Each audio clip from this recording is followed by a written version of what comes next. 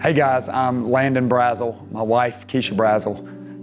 We got married April 17th, 2010. We've been married 13 years this April, and we actually opened a gym and got married the same year.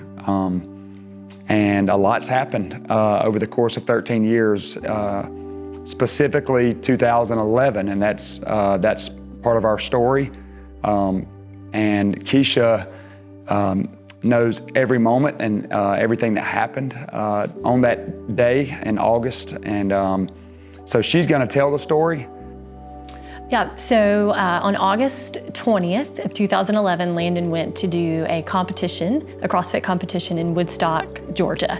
And this particular competition was set up in a head-to-head format. So it was Landon against one other guy competing, head-to-head. Whoever wins moves on to the next round. And so he was going and he was doing a movement called toes to rings, where you're swinging from rings and you take your feet up above your head. And in this particular competition, for whatever reason, they had plastic rings, and those rings were over a concrete floor. So not an ideal situation. But he got to going and was going with the other guy and was just holding on, and he slipped. And at that moment, he fell from about 8 feet up onto his head and landed on his head. And so I can still to this day hear the noise that it made. It sounded like a gunshot went off, and it was his head hitting the concrete. So of course at that moment we rushed over to him, and he tried to get up. He was adamant that he was gonna get back into this competition, but at this point obviously you can tell that something's really wrong. And so we get to the local hospital and realize he has fractured his skull and has internal bleeding. So at that moment, they told us they would be airlifting him to Atlanta. He would be in a helicopter. They were taking him and had to immediately do surgery. I was not allowed to go in that helicopter with him, so I had to watch him fly off on his own. I was told when you get to the hospital, he'll be in surgery, so be prepared. That they're gonna have to go in immediately and try to stop this bleeding to see if they can save his life. So I get ready to drive to the hospital, and I called my mom. It was actually my mom's birthday, so she thought I was calling to tell her happy birthday.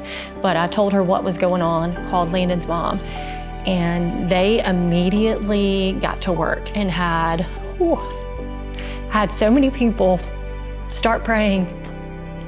They just sent out the word of here's what's happened.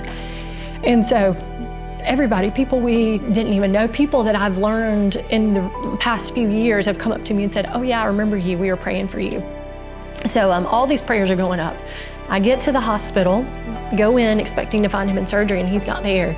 So I'm looking, and I finally get somebody who directs me to where he is, and he's in a hospital room, just laying in the bed.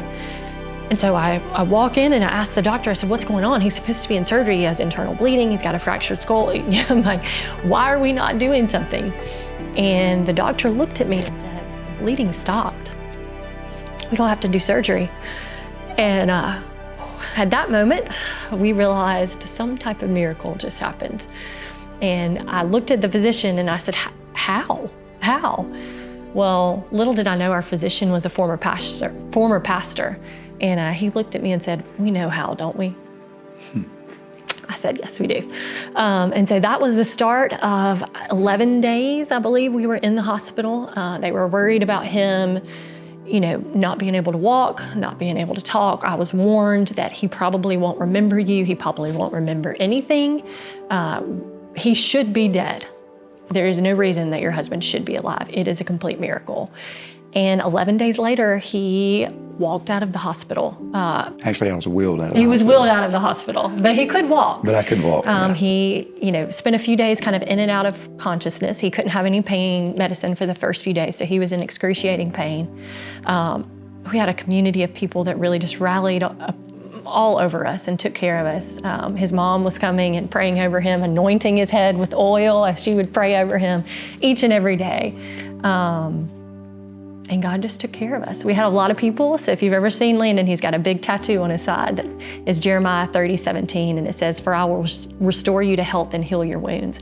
And that became the verse that random people just started sending to us. And so now. So I never had a tattoo before that, but I told my brother, who's covered in tattoos, that if I got a tattoo, that it would be Jeremiah 30:17, because that was the verse that so many people had sent. And I said, well, this will be a great story. When somebody asked me about Jeremiah 30:17, I can again tell my story and how the miracle that we experienced is real, and miracles still happen